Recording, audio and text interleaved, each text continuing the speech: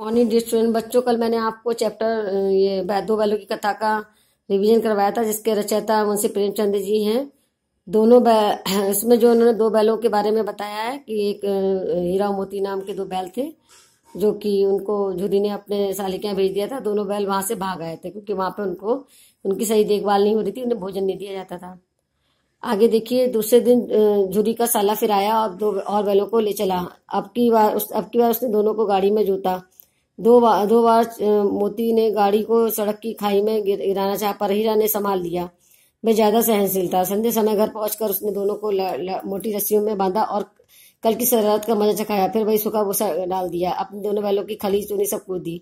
दोनों बैलों का ऐसा अपमान कभी ना हुआ। झुरी उन्हें फूल की छड़ी से भी नहीं छूता था। उसकी टिटकार पर दोनों उड़ने लगते थे। यहाँ मार पड़ी, आज सम्मान की व्यथा तो थी, पर उसमें मिला सूखा भूसा।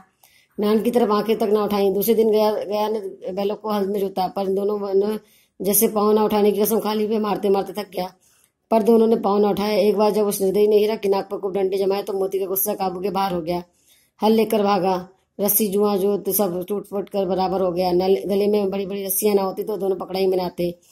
हीरा ने मुख भाषा में कहा, भागना व्यर्थ है। मोती ने उत्तर दिया, तुम्हारी तो इसने जान ले ली, अब की बड़ी मार पड़ेगी। पढ़ने दो, बैल का जन्म ले लिया तो मार से कहाँ तक बचेंगे। गया दो आदमी के साथ दौड़ा आ रहा था। दोनों के हाथों में लाठियां हैं।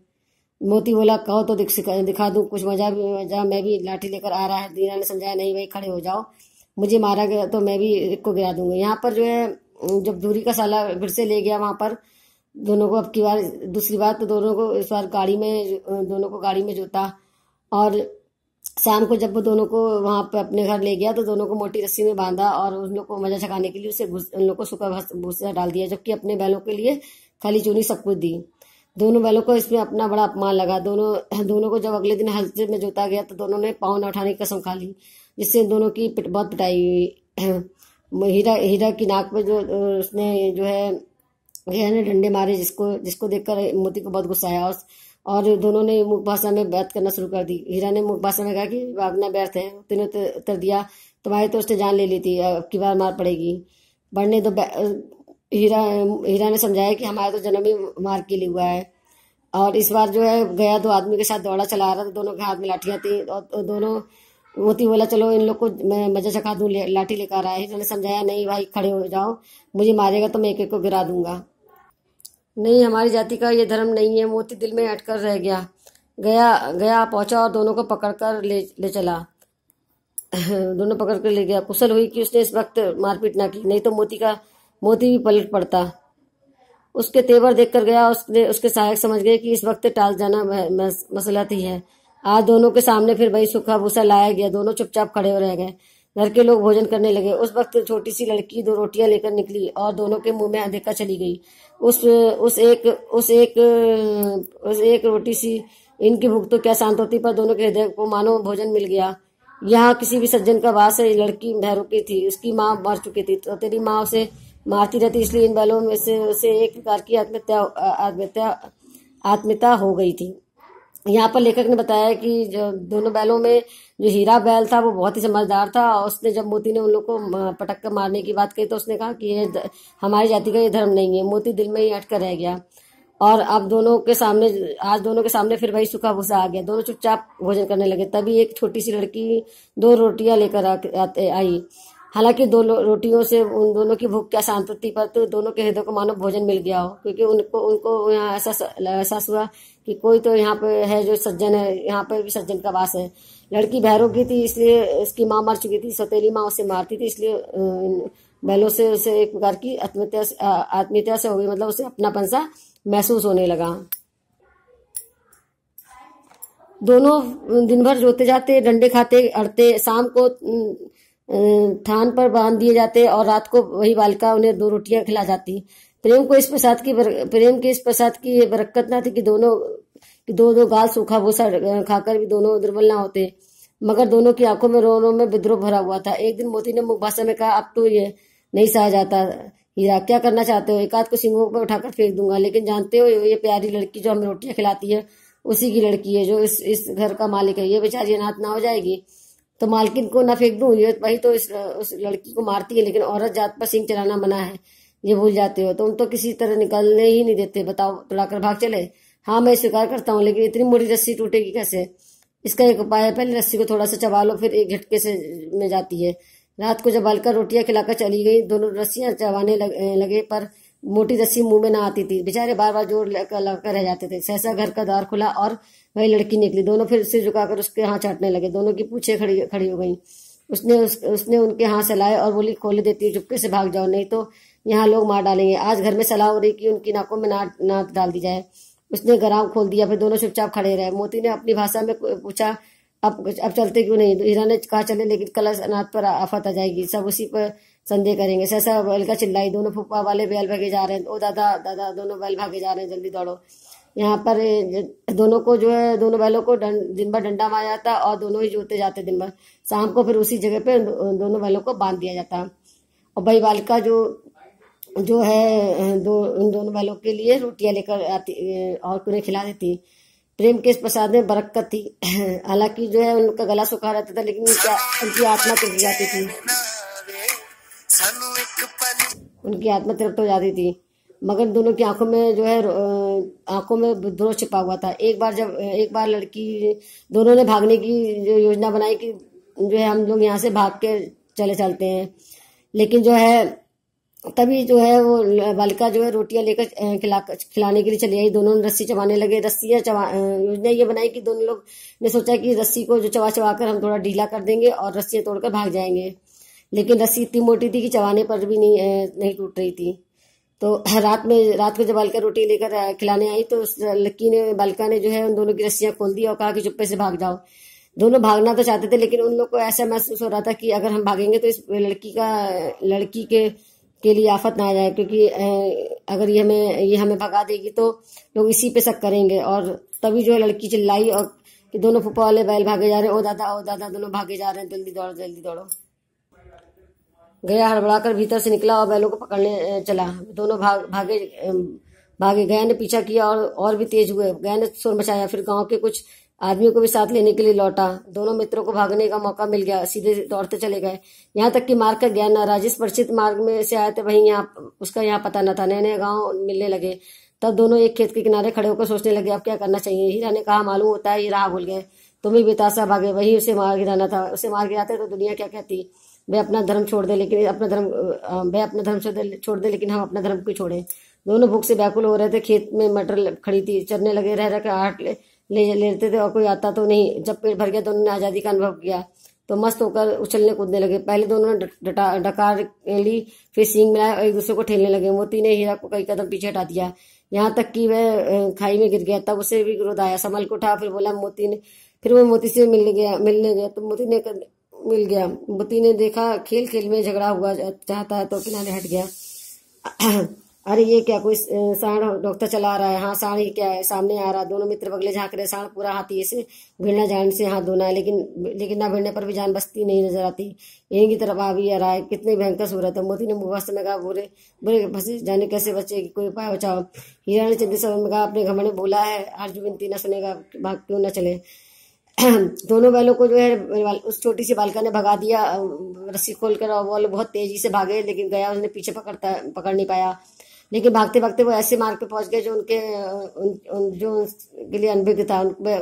रास्ता नहीं जानते थे और वहां से वे घर तक भी नहीं पहुंच पाते। दोनों एक जगह खड़े हो गए और दोनों ने वहां पे खेत में मटर खड़ी थी, उसको चरने लगे। तभी उन दोनों ने देखा कि कोई एक सांड जो है डॉक्टर चला आ रहा है। दोनों एक दूसरे के बगले झांकने लगे कि सांड क्या पूरा हाथी है, इससे अगर ना भिड़ने पर भी जान नहीं बचेगी इनको, क्योंकि वो इनकी तरफ ही आ रहा है। मोती ने मुखवासे में कहा, बुरे फंसे, अब क्या उपाय। जो हीरा ने चिंतित स्वर में कहा, अपने घमंड से भूला हुआ है, आरजू विनती भी नहीं सुनेगा। अगर हम इससे कुछ ये अपने घमंड में चूर है, अगर इससे हम आरजू करेंगे, विनती करेंगे तो भी ये ना सुनेगा। भागना कहता है तो फिर यही मरो। बंदा तो 9-11 होता है और जो दौड़ा है तो फिर कोई उपाय सोचे जल्द। उपाय यही कि उस पर दोनों जाने एक साथ चोट करें। मैं आगे से रंगेता हूँ, तो पीछे से रंगे। दोहरी मार पड़ेगी तो भाग खड़ा होगा। मेरी ओर झपटे तुम बगल से उसके पेट में सींग घुसेड़ देना। जान जोखिम में, पर दूसरा उपाय नहीं है। दोनों मित्र जान हथेली ऊपर लेकर लपके। सांड को भी संगठित शत्रु से लड़ने का तजर्बा न था, वह तो एक शत्रु से मल्लयुद्ध करने का आदी था। जीव हीरा ने झपटा, मोती ने पीछे से दौड़ाया। सांड उसकी तरफ मुड़ा तो हीरा ने रंगी था। सांड चाहता था कि एक एक करके दोनों को गिरा ले, पर दोनों उस्ताद थे, उसे अवसर ना देते। एक बार सांड झल्लाकर हीराकांत कर देने के लिए चला कि मोती ने बगल से आकर पेट में सींग भोंक दिया। सांड क्रोध में आकर पीछे गिरा फिरा तो हीरा ने दूसरे पहलू में सींग चुबा दिया। आखिर बेचारा जख्मी होकर भागा और दोनों मित्रों ने दूर तक उसका पीछा किया, यहाँ तक कि सांड बेदम होकर गिर पड़ा। तब दोनों ने उसे छोड़ दिया। दोनों मित्र विजय के नशे में झूमते चले जाते थे। मोती ने अपनी सांकेतिक भाषा में कहा, मेरा जी तो चाहता है कि बच्चे को मार ही डालूं। हीरा ने तेज कर कहा, गिरे हुए मेरी बस सींग न चलाना चाहिए, ये सब ढोंग है। बैरी को ऐसा मानना चाहिए कि फिर न उठे। अब घर के सब बचेंगे सोचो, पहले सब कुछ खा ले फिर तो सोचे।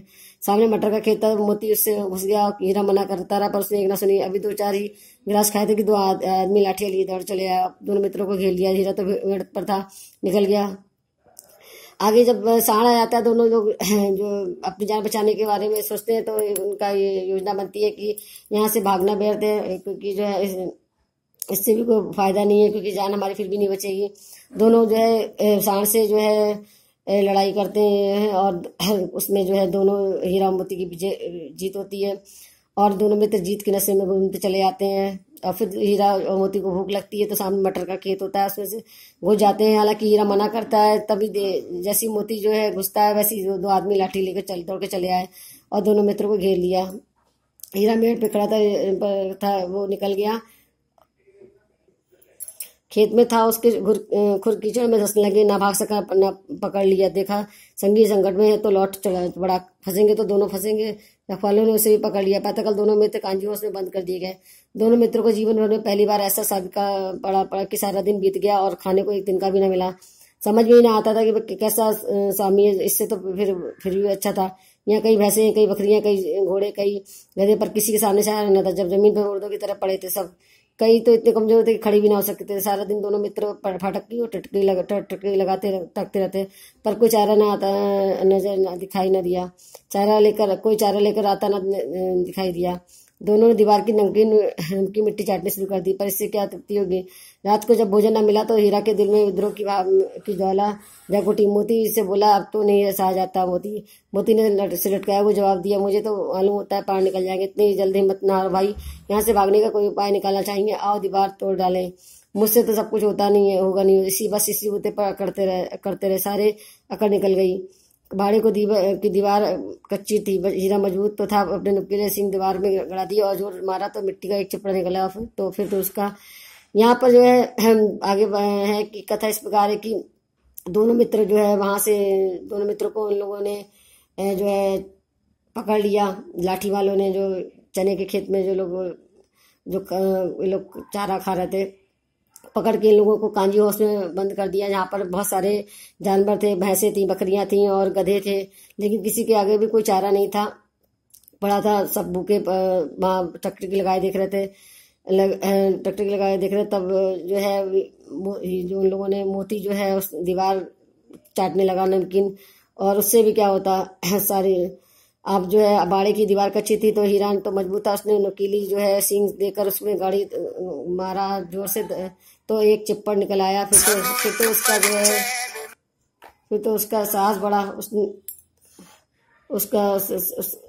उसने दौड़ दौड़ कर दीवार पर चोटी की और हर चोट में थोड़ी थोड़ी सी मिट्टी गिराने लगा। उसी समय कांजी उसका चौकीदार लालटेन लेकर जानवरों की हाजिरी लेने निकला। हीरा का उड्डन देखकर उसने कई डंडे रसीद किए और मोटी सी रस्सी बांधी। मोती ने पड़े कहा, आखिर मार खाई क्या मिला।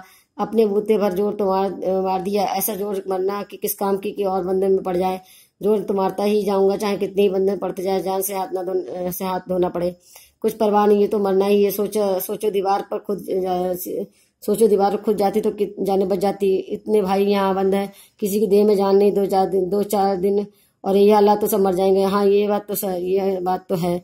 अच्छा तो ला, मैं फिर जोर लगाता हूँ। 3 दीवार में उसी जगह सींग मारा, थोड़ी सी मिट्टी गिरी और फिर हिम्मत बढ़ी। फिर तो ये दीवार में सींग लगाकर इस तरह जोर करने लगा मानो किसी दिन से लड़ रहे हो। आखिर कोई 2 घंटे की जो रजमाई के बाद दीवार ऊपर से लगभग एक हाथ गिर गई। उसने दोनों शक्ति से पूरा धक्का मारा तो आधी दीवार गिर पड़ी। दीवार का गिरना था कि अधमरे से पड़े हुए सभी जानवर चेत उठे। तीनों घोड़ियां सरपट भाग निकली, फिर बकरियां निकली, इसके बाद भैंसे भी खिसक गई, पर गधे अभी तक जीव के जीव खड़े थे। हीरा ने पूछा, तुम क्यों नहीं भागे जाते? गधे ने कहा, जो कहीं फिर पकड़ ली जाए तो क्या होगी, अभी तो भागने का अवसर है, हमें तो डर लगता है हम यही पड़े रहेंगे। इस प्रकार कांजीवश में दोनों ने जो है हीरा मोती ने दोनों भागने की योजना बनाई और दीवार तोड़ डाली। लेकिन जो है इसको दोनों ऐसा जोर मारने से आपस में तय हुआ कि ऐसा जोर मारने से किस काम का, जो लोग के बंधन में पड़ जाते। जोर तो मारता ही नहीं, चाहे कितने बंधन पड़ जाते। आखिर में ये कि मोती ने दीवार में उसी तरह के सिंह मारा, थोड़ी सी मिट्टी की और हिम्मत बढ़ी, फिर दीवार सिंह का लगाकर जोर से तो वह दीवार में सिंह लगाकर इस तरह जोर करने लगा मानो किसी प्रतिद्वंदी से लड़ रहा, मतलब किसी दुश्मन से लड़ाई लगा। आखिर में जोर आजमाई के वजह से जो है धक्का मारा गया और दीवार भी गिर पड़ी। दोनों ने दीवार गिराने में सफल हो गए। दीवार का गिरना था कि अधमरे से पड़े हुए सभी जानवर क्षेत्र, यानी जब वो कांजीवश की दीवार गिरी तो सभी जानवर पहले अधमरे से पड़े हुए थे, और फिर जब दीवार गिर पड़ी तो दोनों लोग सबके अंदर चेतनता सी आ गई, सभी जानवर चेत हो गए और तीनों घोड़ियां सरपट भागी, फिर बकरियां, सभी जो है जितने जानवर वहां पे बंधन में थे सब